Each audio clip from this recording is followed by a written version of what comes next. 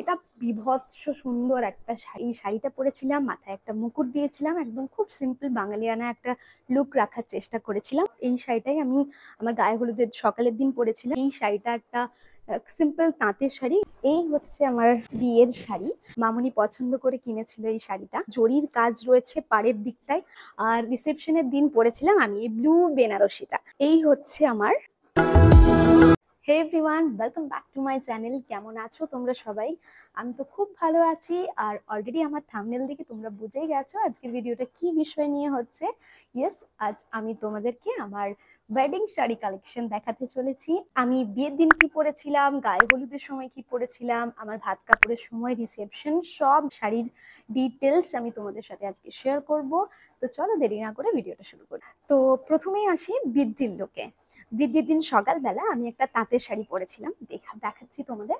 এই যে এরকম একটা লাল পাড়ের উপরে সাদা, এটা ঠিক সাদা নয়, এটা একটু অফ হোয়াইট কালারের শাড়িটা, আশা করি দেখা যাচ্ছে পুরো শাড়িটাই। তো এই শাড়িটা আমি বৃদ্ধির দিন সকালে পরেছিলাম, আর আমার লুকটা ছিল খুব সিম্পল, খুব বেশি হজবজ মেকআপ করিনি, মেকআপটা আমি নিজেই করেছিলাম। আর সাথে এই শাড়িটা পরেছিলাম, মাথায় একটা মুকুট দিয়েছিলাম, একদম খুব সিম্পল বাঙালিয়ানা একটা লুক রাখার চেষ্টা করেছিলাম। আর এই শাড়িটা, এটা একটা তাঁতের শাড়ি, এবং এই শাড়িটার দামও খুব কম, খুব রিজনেবল। 1200 কি 1300-র মধ্যে এই শাড়িটা আমি নিয়েছিলাম আদি মোহিনীমোহন কাঞ্জিলাল থেকে।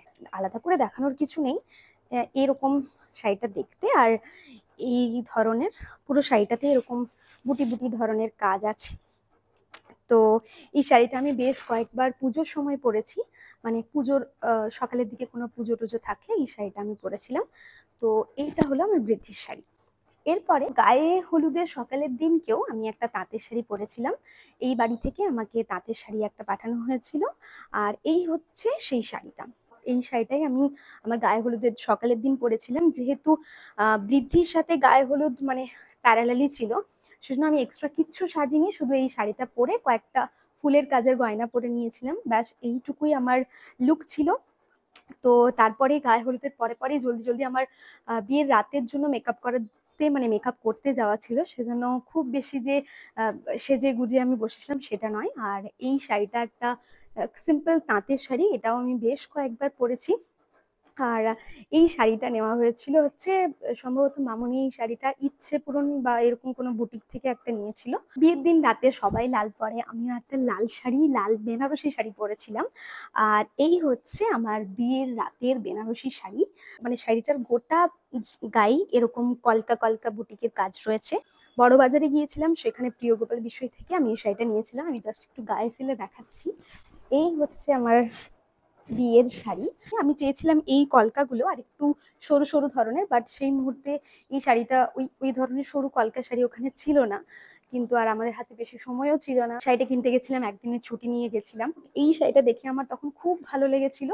আর আমি আমাদের বিয়ের লুকটাও তোমাদের সাথে স্ক্রিনে শেয়ার করে দেবো, তোমরা দেখে নিতে পারো। আর শাড়িটা খুব সুন্দর, খুব মানে খুব বেশি লাইট ওয়েট বলবো না, এই শাড়িটা যথেষ্ট ভারী শাড়ি। কিন্তু আমার যেহেতু বিয়ে শীতকালে হয়েছিল, তো আমার ম্যানেজ করতে খুব একটা সমস্যা এখানে হয়নি। আর বিয়ের দিন লাল সবাই পরে, তো আমিও এক্সেপশনাল কিছু করার চেষ্টা করিনি। আর এর সাথে আমি এই শাড়ির সাথে লাল ব্লাউজের পিস ছিল, তো আমি সেটাকে বানিয়ে ওই দুটোকেই পরেছিলাম। অনেকেই কন্ট্রাস্ট করে পরে, বাট এরকম কিছু আমি ট্রাই করিনি। আমি বাস এটা শাড়ি, সেম ম্যাচিং ব্লাউজ, এই দুটোই পরেছিলাম। আর এই শাড়িটা আমার প্রিয় গোপাল বিষয় থেকে এই শাড়িটা নিয়েছিলাম আমি, 11,000-এর মতো পড়েছিল। আমার এটা শোনা কথা যে প্রিয় গোপাল বিষয় শাড়ি নাকি, মানে বেনারসি শাড়ি নাকি খুব জেনুইন এবং খুব ভালো হয়। যাই হোক, তো আমি আমার বিয়ের শাড়ি আর আমার রিসেপশনের শাড়ি দুটোই প্রিয় গোপাল বিষয় থেকে নিয়েছিলাম। তো এবার এটা রাখি, এরপরে চলে আসি আমার ভাত কাপড়ের শাড়ি। আর এই শাড়িটা পরেই আমি পরের দিন সকালবেলা বিদায়ের সময় এই শাড়িটা পরেছিলাম, এবং যখন আমার বধূবরণ হয় এই শাড়িটা পরেই আমার হয়েছে। এই বেনারসিটা পরেই আমি আমার এই বাড়িতে এসেছিলাম। তো এরপরে আমার ওই দিন সকালবেলা ভাত কাপড়ের অনুষ্ঠানটা হয়েছিল, এবং ভাত কাপড়ের অনুষ্ঠানটার সময় আমি দেখাই তোমাদের, এই কাঞ্জিভরম শাড়িটা পরেছিলাম। এটা আমার একটা খুব পছন্দের শাড়ি, মামুনি পছন্দ করে কিনেছিল এই শাড়িটা আমার জন্য।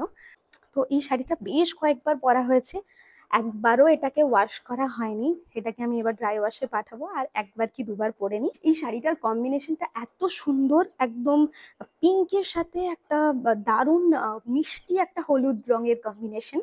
তো খুব সুন্দর দেখতে, এবং একটা জরির কাজ রয়েছে পাড়ের দিকটায়, আঁচলের দিকটাও পিঙ্কিশ কালারের মধ্যেই। আর শাড়ি পরা অবস্থায় ছবি আমি তোমাদের সাথে শেয়ার করে দেবো।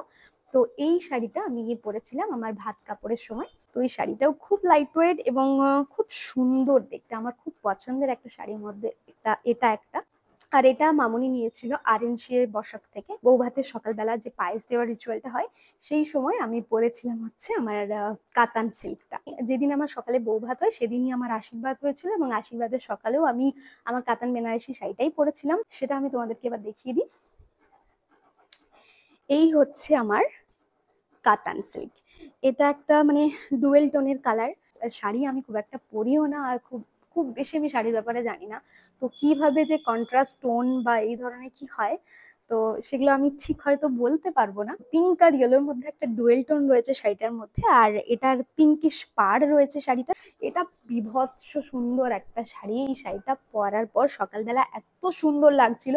তো এটার ব্লাউজটা আমার বানানো ছিল না, আমার একটা শাড়ি অন্য একটা ইয়েলো কন্ট্রাস্ট ব্লাউজ ছিল সিল্কের, তো আমি সেই ব্লাউজটার সাথে এটা পরেছিলাম। তাতেও খুব সুন্দর লাগছিল, এই শাড়িটার সাথে এত ভালোভাবে কন্ট্রাস্ট হয়ে গেছিল। আর ভীষণ হালকা, এটা একটা কাতান বেনারসি। কাতান বেনারসি গুলো এমনি খুব হালকা হয়, মানে বেনারসির মতো গর্জাস হয় এবং খুব হালকা লাইট ওয়েটের হয়। তো এই শাড়িটা আমি এই বাড়ি থেকে পাঠানো হয়েছিল, আর এগুলো সব আমার তত্ত্বে গিয়েছিল শাড়িগুলো। আমি আবার তত্ত্বের পরে যখন বিদায় হয় তখন এই শাড়িগুলো আবার আমাকে প্যাক করে পাঠিয়ে দেওয়া হয়। এই শাড়িটাও মামুনি নিয়েছিল আরএমসি বসাক থেকে। সম্ভবত মামুনিকে জিজ্ঞেস করেছিলাম, এটার দাম পড়েছিল মোটামুটি 12 থেকে 13 হাজারের মতো। যেহেতু কাতান সিল্কগুলো অনেক বেশি হালকা এবং লাইট ওয়েট হয়, সেজন্য এটা একটু দামের, একটু রেঞ্জের, বেশি রেঞ্জের মধ্যে পড়ে যায়। আর আমার যে কাঞ্জিভরমটা সেটা সম্ভবত 8 হাজারের মতো পড়েছিল। এরপর আমি তোমাদেরকে দেখাই আমার রিসেপশনের শাড়ি। আর রিসেপশনের দিন পরেছিলাম আমি এই ব্লু বেনারসিটা। আমি রিসেপশনের জন্য দুটো কিনেছিলাম, মানে একটা বেনারসি কিনেছিলাম আর একটা লেহেঙ্গা কিনেছিলাম। সবাই চাইছিল যে আমি শাড়িটাই পরি, সেজন্য আমিও ঠিক করলাম যে শাড়িটাই পরা যাক। আর আমি যে লেহেঙ্গাটা নিয়েছিলাম সেই লেহেঙ্গাটা আমি আমার পোস্ট ওয়েডিং শুটের সময় পরেছিলাম। তো এই হচ্ছে আমার রিসেপশনের বেনারসি শাড়ি। এটা ওই কন্ট্রাস্ট করে পিঙ্ক আর ব্লু কন্ট্রাস্ট করে এই শাড়িটা। এই শাড়িটাও আমার প্রিয় গোপাল বিশ্বই থেকেই নেওয়া। এটা ওই হাজার বুটি বা সম্ভবত কিছু একটা বলে, সেই ধরনের শাড়িটা। তো খুব একটা ভালো আমি মেনটেন করে রাখতে পারি না, যদিও আমি জানি। আমি একটু গায়ে ফেলে দেখাচ্ছি। এই কালারটা এত সুন্দর, আমি বহুবার পরেছি আমার বিয়ের রিসেপশন ছাড়াও আরো বেশ কয়েকটা রিসেপশনে আমি এই শাড়িটা পরেছি। এবং এটা বেনারসি হলেও কিন্তু খুব ম্যানেজেবল, এই জিনিসটা একটা মানে খুব ভালো পয়েন্ট। তো এই হচ্ছে আমার বিয়ের রিসেপশনের শাড়ি। এই শাড়িটা নিয়েছিল হচ্ছে 14 হাজারের মতো। তো এই হলো আমার টোটাল ওয়েডিং শাড়ি কালেকশন, যেগুলো আমি তোমাদের সাথে শেয়ার করলাম। আর সব জায়গার নামও বলে দিলাম যে আমি কোথা থেকে কোন শাড়িটা কিনেছি। তোমাদের যদি এই ধরনের শাড়িগুলো পছন্দ হয় তো তোমরা ইজিলি সেই জায়গায় গিয়ে শপিং করতেই পারো, বা যাদের সামনে বিয়ে তারা তো একটা আইডিয়া পেয়ে গেলে কি ধরনের শাড়ি তোমরা পরতে পারো, কোনটা ক্যারি করা সহজ হবে। আমি বলবো গায়ে হলুদের সময় বা বৃদ্ধির সময় একটু তাঁতের বা হালকা লুকের শাড়ি তোমরা পরতে পারো। আর বিয়ের দিন বা রিসেপশনের দিন বেনারসি পরতে পারো। ভাত কাপড়ের অনুষ্ঠান বা বউ ভাতের অনুষ্ঠান, এগুলোতে তোমরা কোনো ধরনের সিল্ক, হালকা ধরনের কিছু সিল্ক পরতে পারো। তো এইভাবে তোমরা তোমাদের লুকটাকে সেট করে নিতে পারো যে কোন দিন কোনটা পরবে। তার একটা ইজি আইডিয়া আমি তোমাদের সাথে আজকে শেয়ার করলাম। আর ভিডিওটা যদি তোমাদের জন্য হেল্পফুল হয় তো অবশ্যই আমার চ্যানেলটা সাবস্ক্রাইব করে দিও, আর আমাকে কমেন্ট করে জানিও কোন শাড়িটা তোমাদের সবচেয়ে বেশি ভালো লেগেছে। আর ভিডিওটা ভালো লাগলে লাইক করে দিও। তো চলো আজকের মতো এটুকুই, টাটা।